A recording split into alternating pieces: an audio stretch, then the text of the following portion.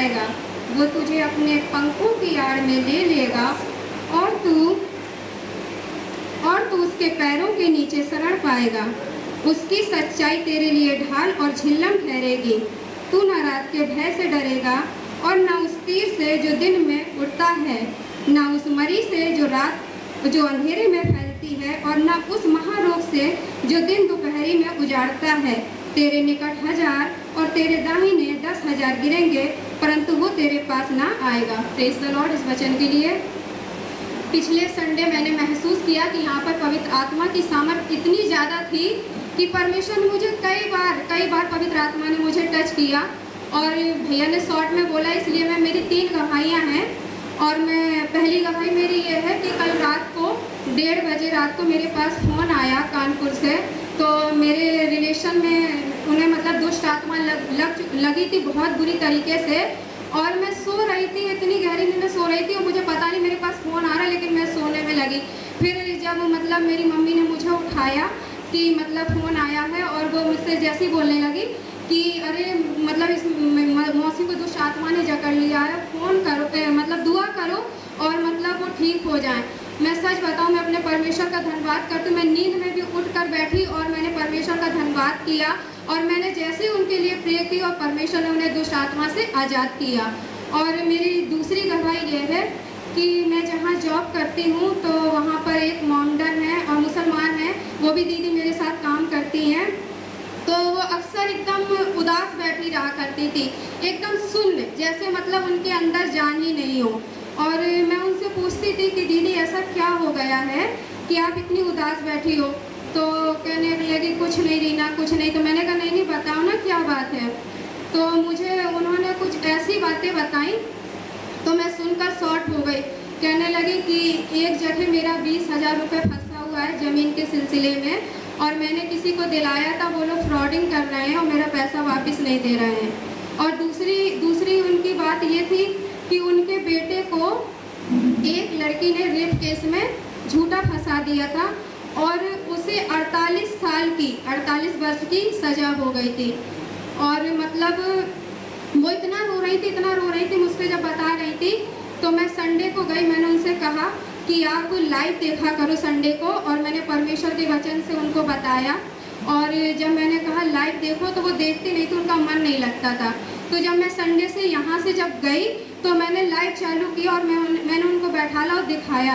मैंने कहा परमेश्वर से दुआ करो, सब कुछ अच्छा हो जाएगा। तो जब मैंने उनके लिए प्रार्थना की और मैं भाई बादल से फ़ोन में बात कर रही थी, तो हम दोनों ने मिलकर उनके लिए प्रे की। तो परमेश्वर का धन्यवाद हो कि उनका लड़का आज़ाद हो गया, जेल से छूट गया है। मैं परमेश्वर का इतना धन्यवाद करती हूँ कि जहाँ वो लड़के को 48 साल की सज़ा हुई थी, तो सोचिए परमेश्वर ने उसे उस जेल से छुटकारा दिया है। और जिस जज ने उसका फैसला किया है वो भी प्रभु यीशु मसीह को मानते हैं। और जो जज ने उसे सज़ा दी थी वो जज की डेथ हो गई है। तो मैं सचमुच में अपने परमेश्वर का इतना धन्यवाद करती हूँ। जब उन्होंने मुझे बताया, मुझे विश्वास नहीं हुआ इस वाली बात के लिए कि 48 साल की सज़ा से परमेश्वर ने उसको छुटकारा दिया। क्योंकि परमेश्वर के वचन में लिखा है कि तुम अन्य जातियों में मेरा सुसमाचार फैलाओ। परमेश्वर ये नहीं देखता कि मुसलमान हैं, हिंदू हैं या किसी भी समाज के हैं। लेकिन जब उस बहन ने विश्वास किया, मैंने कहा कि तुम अपने खुदा को मानती हो, मैं ये नहीं कहती कि नहीं मानो, लेकिन परमेश्वर के ऊपर भरोसा रखो, तुम्हारे धीरे धीरे सारे काम पूरे होंगे। तो पहले परमेश्वर ने उस लड़के को 48 वर्ष से जेल से छुटकारा दिया। और दूसरी गवाही उसके 20,000 रुपये जो फंसे हुए थे, जब उसने विश्वास किया और दुआ कराई तो परमेश्वर ने उस 20,000 रुपये को भी उसको वापस दिलाया। मैं अपने परमेश्वर का जितना भी धन्यवाद करूँ उतना ही कम है। Praise the Lord. सभी को जय मसीह की। हम जैसे कि हम सब हैं, हमारे जीवन में कुछ ना कुछ परेशानियां, चिंता हमको जकड़े रखती है। तो ये एक समय होगा कि मैं आप लोगों को ये बताना चाहूँगा इस गाने के माध्यम से कि चाहे हमारे जीवन में जितनी भी दुख तकलीफ या संकट आए, लेकिन परमेश्वर हमारे साथ हमेशा रहता है। शायद से आप सबको ये गाना आता है, तो आप लोग भी मेरे साथ गुनगुना सकते हैं।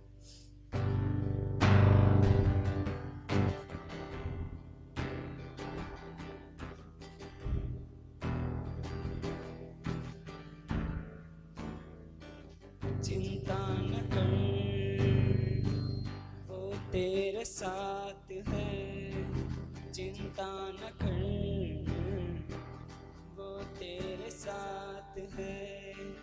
आंधियां तुझे डरा ना सकेगी, लहरें तुझे डुबा ना सकेगी, आंधियां तुझे डरा ना सकेगी, लहरें तुझे डुबा ना सकेगी, क्योंकि तेरा परमेश्वर मेरे साथ है। धन्यवाद देते परमेश्वर ने हमारे जीवन में बहुत से कार्य किए हैं और आशीष दिए हैं जो हमारे जीवन में पूरे हुए हैं। और 2024 में परमेश्वर ने बहुत बड़ी आशीष दी हैं कि पहले तो मैं परमेश्वर ने भैया को दिया, और दूसरी गवाही है मेरी कि मुझे स्टार प्लस में सिलेक्शन हो गया है। और मैं इसके पीछे मैंने अपने बदौलत नहीं ये सब काम कर पाई हूँ, मेरे पीछे मतलब मम्मी पापा मेरे हस्बैंड ने बहुत सहयोग दिया है, इसलिए धन्यवाद देते हैं सभी को लिए। और धन्यवाद देती है कि मेरी छोटी बहन है जो कोटा में आई है, उनके हस्बैंड को मतलब कैंसर हो गया था, मतलब मुंह में गांठ थी, और उसके मतलब 6-7 महीने से मतलब दवा खा रहे थे, उन्होंने इलाज नहीं करवाया है। और जब उन्होंने जांच करवाई जाके तो उन्होंने कैंसर बता दिया। उन्होंने अपनी छोटी बहन से कहा तो टेंशन नहीं करो, परमेश्वर सब हल निकालेगा। और उनका मतलब फिर अब मम्मी है घर में रहती मायके में, तो उन्होंने उनको भाई साहब को बुलाया कि चलो हम ऑपरेशन करवा देते हैं, चल के इलाज करवा देते हैं। तो उनका ऑपरेशन कराया और जिसमें बहुत खर्चा आया है, अब तो वो ठीक है और परमेश्वर ने चंगाई दी होंगे। धन्यवाद देती ईश्वर परमेश्वर को। इंसान चले जाते हैं तो लगता है कि खुदा भी चला गया, जब लोग छोड़ देते हैं तो ऐसा लगता है सब कुछ खत्म हो गया।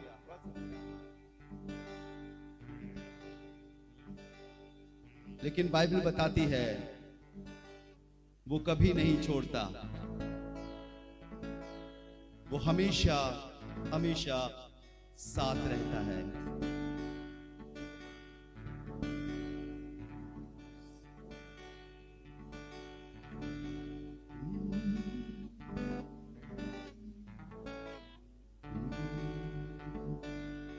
ऐ पथिक तू सदा याद रखना,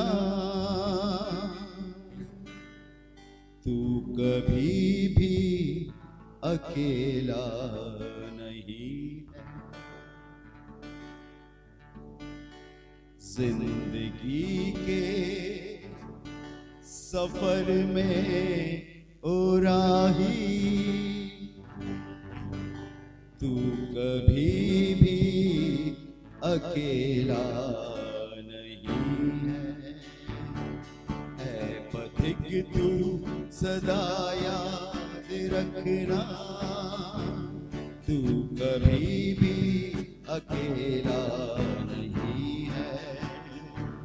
जिंदगी के सफर में ओ राही, तू कभी भी अकेला नहीं है।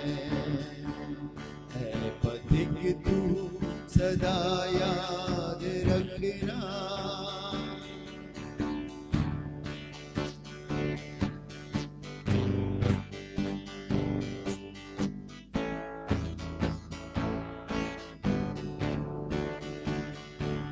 वो नजर तो नहीं तुझको आते है, मगर हाथ तो तेरे ऊपर। तुझको महसूस हो या कि ना हो, उसका साया सदा तेरे ऊपर। काश ये बात पूछ न रही, तू कभी भी अकेला नहीं है। जिंदगी के सफर में ओ राही, तू कभी भी अकेला नहीं है।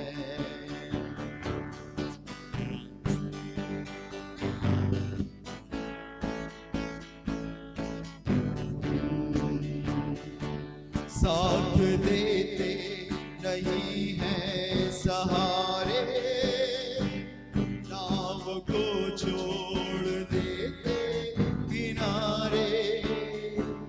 प्रभु यीशु ही सच्चा सहारा, पार केवल वही एक उतारे। मुश्किलातों में मौका में आता, तू कभी भी अकेला नहीं। ऐ बधिक तू सदा याद रखना, तू कभी भी अकेला नहीं है।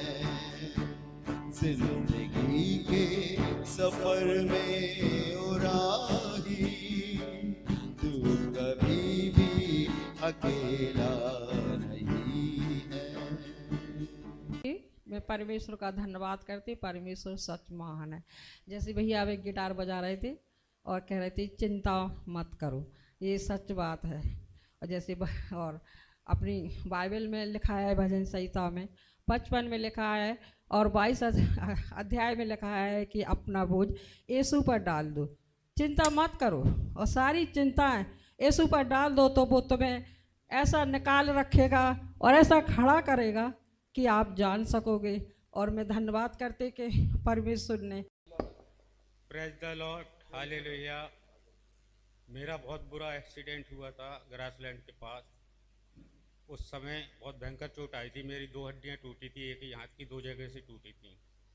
यहाँ तक कि इतना बुरा एक्सीडेंट हुआ था कि बाइक वाला भी 10 फुट दूर जाके गिरा था, लेकिन वो उस साइड खड़ी थी पुलिस, तो उनके डर के मारे जल्दी भाग गया। और मैं धन्यवाद देता हूँ प्रभु जी का कि पहले मुझे मेडिकल में ले जाया गया, उधर 1 आध हफ्ता लग गया, उधर कुछ नहीं हुआ। फिर मेरी बेंगलोर वाले जीजा जी और दीदी ने मम्मी को फ़ोन करा कि उसे प्राइवेट में दिखाओ। मम्मी पैसों की परवाह नहीं करो, उन्हें प्राइवेट में दिखाओ। तो मैं प्राइवेट में भी 23 तारीख को मैं भर्ती हुआ था और 25 को मेरा ऑपरेशन हुआ था। तो मैं मन ही मन दुआ कर रहा था, परमेश्वर अच्छे से ऑपरेशन हो जाए। मेरा ऑपरेशन अच्छा हुआ और बहुत बढ़िया ऑपरेशन हुआ मेरा। 15 टाँके आए थे मुझे, 9 दिन बाद वहाँ से छुट्टी मिली। और अपनी मम्मी का धन्यवाद देता हूँ जो 24 घंटे पूरे 9 दिन मेरे साथ में रही।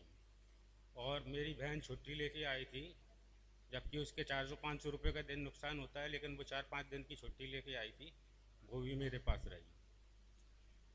और एक बार और मेरा नाक का ऑपरेशन हो चुका है, इस वाली नाक का, मेडिकल में। उस समय मेरे पापा थे, तो मेरे पापा के परिचित के सब थे, तो आराम से हो गया था। लेकिन इस बार मेडिकल में चक्कर पे चक्कर लगवा रहे थे, तो प्राइवेट में जाना पड़ा हमें ऑपरेशन के लिए। तो वहाँ सब कुछ अच्छा हो गया, अब मेरा हाथ काफ़ी चलने लगा है। प्रभु का धन्यवाद करूँगा मैं, सब कुछ अच्छे से हो गया। और मुझे बहकाने वालों ने बहुत बहकाया, आकाश आ जाओ, 1 पैक पी लो। अरे थोड़ी सी पी लो, मैंने कि नहीं, क्योंकि मैंने अपनी जीजा जी, अपने बहनों, अपनी मम्मी की आंखों में आंसू दी, इसलिए मैंने ठान ली कि मैं अब हाथ नहीं लगाऊंगा। और एक बार मेरी ड्रिंक कर रहा था मैं सूती मिल के पास, मेरी लड़ाई हो गई। उस दिन आज़ादी का दिन था और 2 लड़के तोते बेच रहे थे। तो मैंने उनसे कहा भाई इन तोतों को छोड़ दो, कितने पैसे हैं मुझसे ले लो, सबको छोड़ दो। तो लोग मांग रहे थे मुझसे 800 रुपये, 1000 रुपये। मैंने उनसे कही कि 800 रुपये हैं मेरे पास, 800 रुपये ले लो और इन्हें छोड़ दो। इसी बात पे उनसे झगड़ा हो गया और झगड़ गया, पीछे से मेरे सरिया मारा गया इधर। तो इसका भी मुझ में 8 टाँके आए थे, इसमें कान में मेरे 8 टाँके आए थे। प्रभु ने मुझे बचा लिया, प्रभु का धन्यवाद दूंगा, प्रभु ने मुझे बचा लिया। इसलिए कहते हैं एक बात और, फानूस बन के जिसकी हिफाजत हवा करे, वो शमा क्या बुझे जिसे रोशन खुदा करे।